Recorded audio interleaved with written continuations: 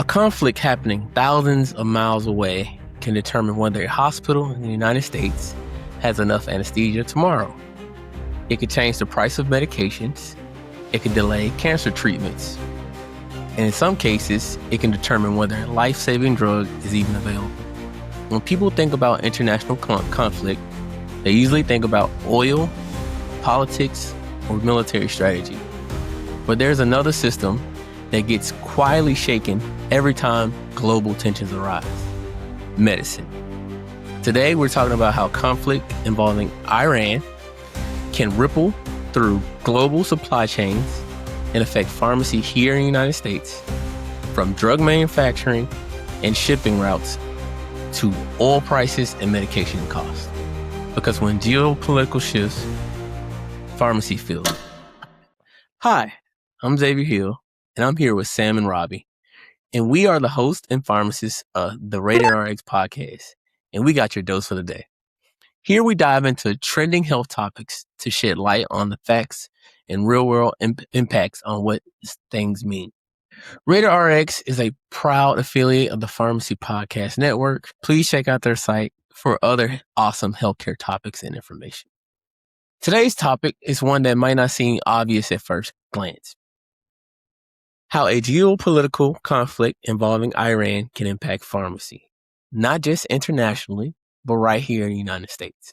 Sam, when people hear about conflict in the Middle East, the first thing they usually think about is oil, but there's a whole second layer that most people don't even see. Definitely. Exactly. Most people assume a pharmacy is local. You go to your pharmacy, you pick up your meds, and that's it. But the reality is medication supply chain is incredibly global. So ingredients come from one country, manufacturing in another, packaging somewhere else, and distribution happens across the entire world. And when geopolitical tensions rise, especially involving countries that sit near critical shipping routes, those supply chains can become unstable very quickly. And that instability eventually reaches hospitals and pharmacies. So let's start with something most people don't realize. A huge percentage of medications that are used in the United States rely on the global supply chains. Active pharmaceutical ingredients, what pharmacists call APIs, are often manufactured overseas. Many come from countries like India and China. Then they're shipped to other facilities where they're turned into finished medications. So, when geopolitical tensions disrupt shipping routes, transportation costs, or manufacturing access, that ripple effect can move through the entire system. And the Middle East sits near one of the most important shipping routes on Earth, the Strait of Hormuz. Roughly a fifth of the world's oil passes through the narrow waterway. With conflict escalating in that region, we are seeing shipping slow down, insurance costs for vessels skyrocketing, and supply chains that are getting backed up. And that's not just affecting gasoline. It affects everything transported globally, including these pharmaceutical materials. So this is where pharmacy interacts directly with oil. When oil prices rise, the cost of producing and transporting medication rises too. Most medications rely on petroleum products at multiple stages of production. We have your plastic IV bags, you have syringes, packaging materials, even the transportation networks that move medications rely on fuel. Hospitals also depend heavily on medical plastics and disposable supplies. These materials often come from petrochemical manufacturing. So when oil prices spike, healthcare systems see that increased cost almost immediately. And then there's shipping.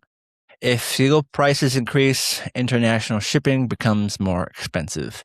Air freight costs go up, shipping insurance increases. Those costs eventually get passed down through the pharmaceutical supply chain.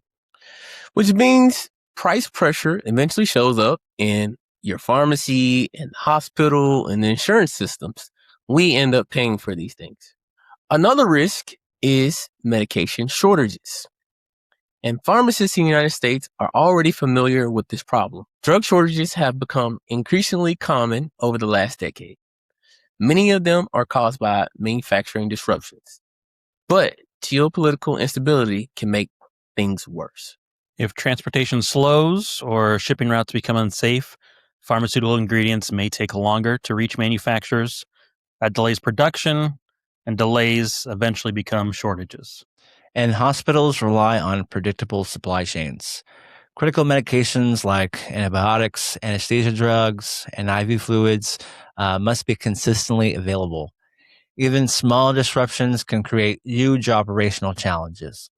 Which means pharmacists often have to adapt quickly. Sam will have to go find alternatives for his compounds. Robbie may need to adjust his psychiatric protocols due to decreased or lost supply of medication. Or people can be rationing certain medications if shortages occur. The effects of shortages and conflict are not limited to the United States. Countries with fewer resources often experience the consequences first. If shipping slows or costs rise, lower income nations may struggle to obtain medications entirely.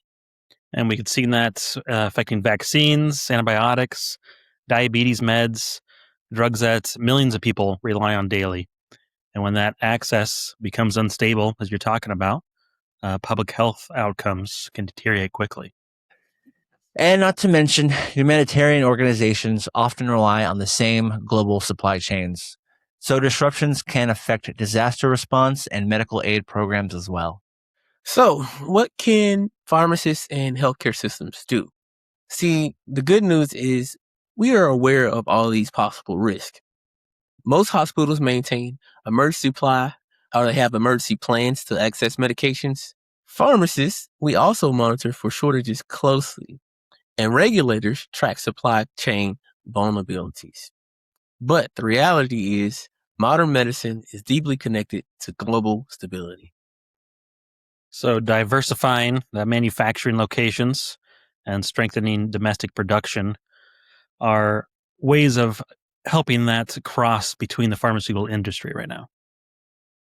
Because the goal is resilience, a supply chain that can handle global shocks without immediately impacting patient care. So, when people hear news about global conflict or rising oil prices, it's easy to think that only affects politics or economics. But healthcare systems are part of that same global network, and pharmacy sits right in the middle of it.